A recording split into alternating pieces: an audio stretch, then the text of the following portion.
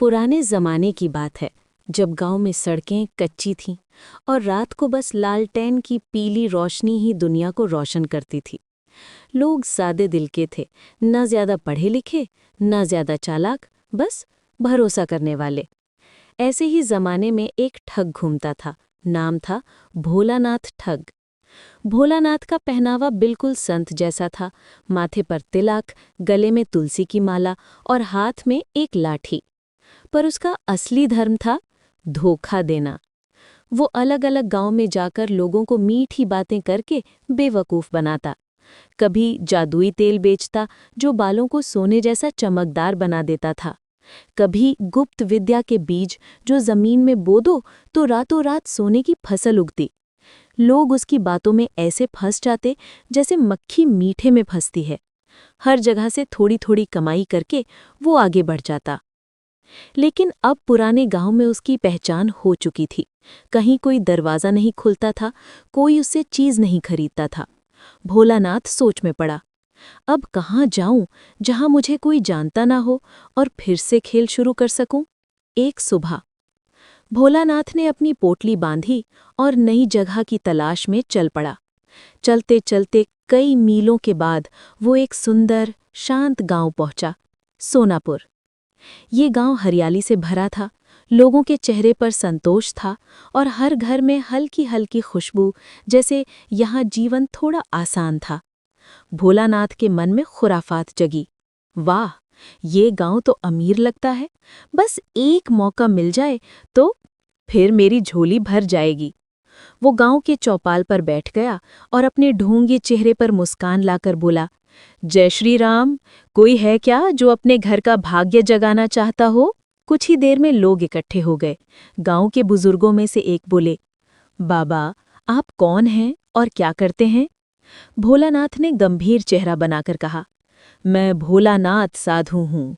मुझे देवताओं ने वरदान दिया है कि मैं घरों की बुरी आत्माओं को निकाल सकता हूँ और सुख समृद्धि ला सकता हूँ। लोगों ने एक दूसरे की तरफ देखा। एक ने धीरे से कहा, हमारे यहाँ तो लालचंद सेठ के घर में कई दिनों से अजीब अजीब आवाजें आ रही हैं। भोलानाथ मुस्कुराया, बस वही तो संकेत है पुत्र। देवता मुझे यहीं भेजते हैं जब कहीं बुरी आत्माएं बस जाती हैं। भोलानाथ अब सोनापुर गांव में टिक गया था। उसने चौपाल पर 2-3 दिन तक अपनी जादुई विद्या की बातें फैला दी। लोगों में धीरे धीरे उसके प्रति विश्वास बढ़ने लगा। कहीं वो किसी के घर की नज़र उतारता तो कहीं किसी बच्चे के भूत भगाता। हर बार पूजा पाठ के बहाने कुछ पैसे, मिठाई और उपहार मिल जाते। लेकिन अब उसकी नज़र गांव के सबसे अमीर आदमी पर थी, लालचंद सेठ। लालचंद का घर बहुत बड़ा था। ऊंची दीवारें, लकड़ी का शानदार दरवाज़ा और भीतर चांदी के बर्तन, सोने की मूर्तियां। भोलानाथ ने सोचा, अगर इस घर में एक बार हाथ साफ कर लिया तो साल भर फिर काम करने की जरूरत नहीं। एक रात गांव में हल्की बारिश हुई थी। सड़कें कीचड़ से भरी थीं और गलियां सूनी। भोलानाथ मंदिर की सीढ़ियों पर बैठा सोच ही रहा था कि किसी की परछाई धीरे धीरे उसके पास आई। वो एक लंबा दुबला आदमी था, आंखों में चालाकी और चेहरे पे मुस्कान। बाबा जी, आप तो बड़े ज्ञानी लगते हैं, पर रात को इस वीराने में अकेले क्या कर रहे हैं? भोलानाथ ने मुस्कुराते हुए जवाब दिया, पुत्र, मैं तो ध्यान लगा रहा हूं, पर तू कौन है जो रात के अंधेरे में यूं घूम रहा है? वो आदमी धीरे से बोला, नाम है काला, पेशा है रात में मेहनत करना। भोलानाथ ने हंसकर कहा, रात में मेहनत? क्या मतलब? काला मुस्कुराया, अरे बाबा, साफ साफ बोल दूं, मैं चोर हूं। भोलानाथ की आंखें चमकी, तो तू भी चालाक है, मैं भी। क्या हम दोनों मिलकर कोई बड़ा खेल करें? काला बोला, आप क्या कर सकते हैं बाबा? भोलानाथ बोला, मैं लोगों के घर में पूजा पाठ के बहाने घुस जाता हूं, सब भरोसा करते हैं। तू चोरी में माहिर है, अगर हम दोनों साथ हों तो कोई रोक नहीं सकता। काला बोला, सही कहा, पर किस घर को निशाना बनाएं? भोलानाथ ने धीरे से लालचंद सेठ का नाम लिया। सेठ के घर में बहुत दौलत है। मैं उसे बहकाऊंगा कि उसके घर में भूत है, फिर पूजा के बहाने घर खाली करवाऊंगा। उसी वक्त तू अंदर जाकर सब समेट लेना। काला मुस्कुराया। वाह बाबा, क्या चाल चली है आपने। चलो कर डालते हैं। दौलत की योजना की तैयारी। अगले दिन दोनों अलग अलग काम में लग गए। भोलानाथ ने सेठ के नौकरों के बीच अफवाह फैला दी कि सेठ के घर में आत्मा बस गई है। लोग फुसफुसाने लगे। हाँ, कल रात दरवाजे अपने आप खुल गए थे, मंदिर की घंटी भी अपने आप बजी थी। काला ने रात में सेठ के घर का नक्शा बना लिया। कौन सा दरवाजा खुला रहता है, खिड़कियां कहाँ हैं, किस कमरे में बर्तन रखे हैं, सब कुछ तैयार था। एक दिन भोलानाथ सेठ के घर पहुंचा। सेठ जी, अब भूत बहुत ताकतवर हो गया है, आज ही पूजा करनी होगी। मगर याद रखिएगा, पूजा के समय कोई भी घर में नहीं रहना चाहिए, नहीं तो आत्मा किसी में प्रवेश कर जाएगी। सेठ डर गया। बाबा, जो आप कहें वही होगा। मैं परिवार को रिश्तेदारों के घर भेज देता हूँ। रात होने पर भोलानाथ अकेला घर में रह गया। उसने दरवाजे बंद किए, दिए जलाए और मंत्र बोलने लगा। ओम भूत प्रेत बाधा निवारणाय नमः। इसी बीच पिछली खिड़की से काला चोर अंदर घुसा। उसके पांव में कपड़ा बंधा था ताकि आवाज ना हो। काला धीरे से अलमारी की तरफ बढ़ा, पर अंदर कुछ नहीं था। सारे बर्तन, गहने और नकद गायब। वो हैरान रह गया, ये क्या? तभी उसने सामने देखा। भोलानाथ ठग पहले ही सारे गहने एक थैले में डाल चुका था। काला बुड़बुड़ाया, अरे ये तो मुझसे भी बड़ा चोर निकला। वो दबे पांव ठग के पीछे गया और धीरे से उसके थैले में से कुछ सोने के गहने निकालने लगा। भोलानाथ ने पीछे हरकत महसूस की, पर समझा शायद भूत आया है। वो घबरा गया। ओ भूत महाराज, दया करो, मैं पूजा कर रहा हूं। काला हंसी रोकते हुए बोला, हाँ बाबा, भूत बोल रहा है, सब गहने छोड़ दो। भोलानाथ घबराकर जमीन पर गिर पड़ा और चिल्लाने लगा, बचाओ, भूत भूत।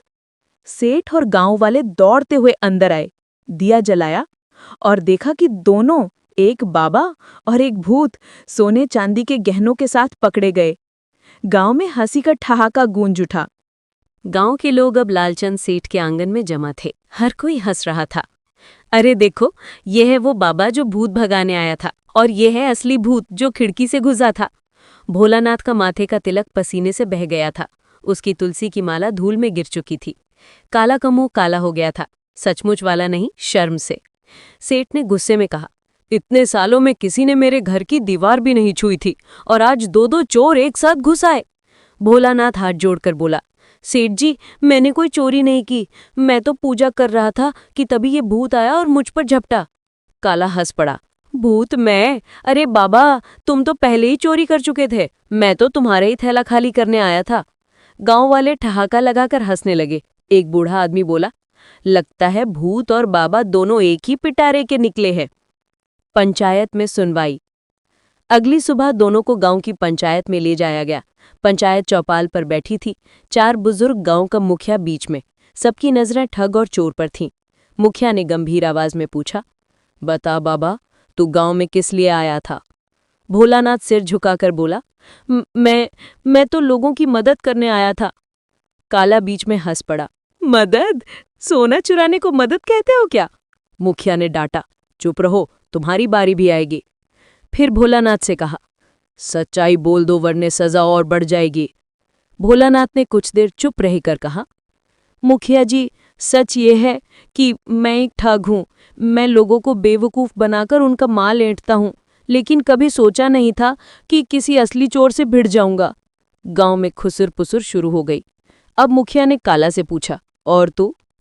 काला ने कंधे उचका दिए, मैं भी क्या कहूँ मुखिया जी, चोरी मेरा पेशा है, बचपन से यही करता आया हूँ, पर ये बाबा तो मुझसे भी 4 कदम आगे निकले। गांव वाले हंसी से लोटपोट हो गए।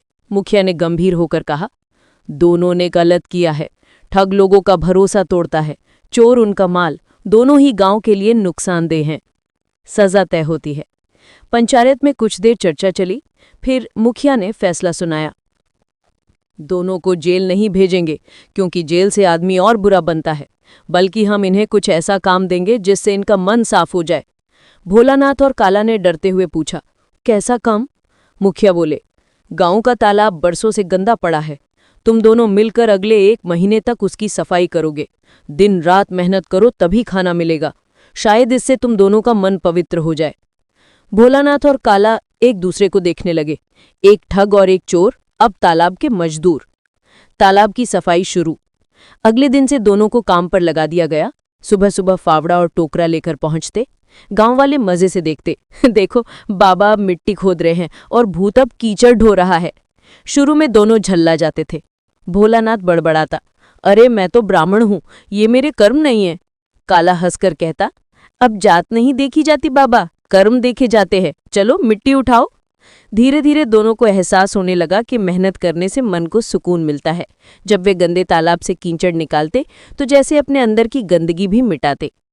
बीच के दिन एक दिन काम करते करते काला बोला, बाबा तुमने इतने सालों में ठगी की, लेकिन क्या कभी चैन मिला? भोलानाथ ने सिर झुका लिया, नहीं बेटा, चैन कभी नहीं मिला। हर बार डर रहता था कि कोई पकड़ ना ले, और अब देखो वही डर सच बन गया। काला ने मिट्टी का ढेला फेंकते हुए कहा, मेरे साथ भी यही हुआ। पहले लगता था चोरी करके मजा आएगा, पर अब लगता है कि चोरी से जो मिलता है वो टिकता नहीं। भोलानाथ मुस्कुराया, सच कहा, मेहनत की रोटी ही असली स्वाद देती है। दोनों की बातों में अब अपराध बोध की जगह समझदारी आने लगी थी। 1 महीने बाद तालाब अब चमक रहा था। नीला पानी, किनारों पर फूल और बच्चे उसमें खेलते हुए। गांव वालों ने दोनों की तारीफ की। मुखिया ने कहा, देखो जब ठग और चोर भी मेहनत करने लगे तो गांव कितना सुंदर बन सकता है। भोलानाथ ने हाथ जोड़कर कहा, मुखिया जी, आज हमने सीखा है कि पाप का कोई फल नहीं होता। मेहनत से जो मिलता है वही सच्चा सुख है। काला ने भी मुस्कुराकर कहा, अब अगर मैं चोरी करूं तो बस लोगों के दिलों की मुस्कान चुरा लूंगा, बस मजाक में। गांव में सब हंस पड़े। अंतिम दृश्य। शाम ढल रही थी। तालाब के किनारे दोनों बैठे थे। हवा में हल्की ठंडक थी।